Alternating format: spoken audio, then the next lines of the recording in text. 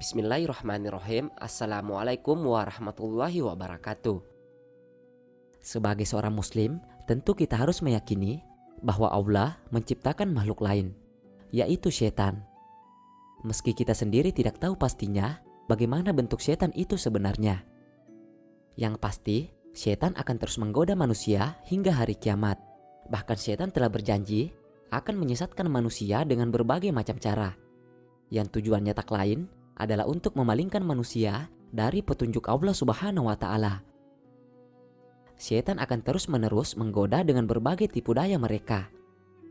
Maka, sebagai seorang muslim, kita harus senantiasa waspada dengan bujuk rayu setan, agar tidak ikut tergelincir ke dalam api neraka.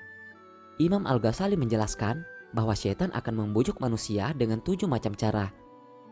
Yang pertama, melarang manusia agar tidak taat kepada Allah. Kedua, setan berbisik kepada manusia agar menunda-nunda ibadah dan menyatakan besok saja kalau sudah tua. Yang ketiga, setan selalu mendorong manusia untuk terburu-buru dalam beramal, yang akibatnya tidak akan sempurna amal tersebut. Yang keempat, setan menyuruh manusia supaya mengerjakan amal baik dengan sempurna. Sebab kalau tidak sempurna, nanti akan dicela orang lain sehingga justru akan membuat manusia merasa ketakutan melakukan amal baik. Yang kelima, setan berbisik dengan sanjungan kepada orang yang baru beramal. Betapa tingginya derajatmu yang telah beramal dengan baik dan sempurna sehingga akan memunculkan sifat keakuan merasa paling mulia di sisi Allah Subhanahu wa Ta'ala.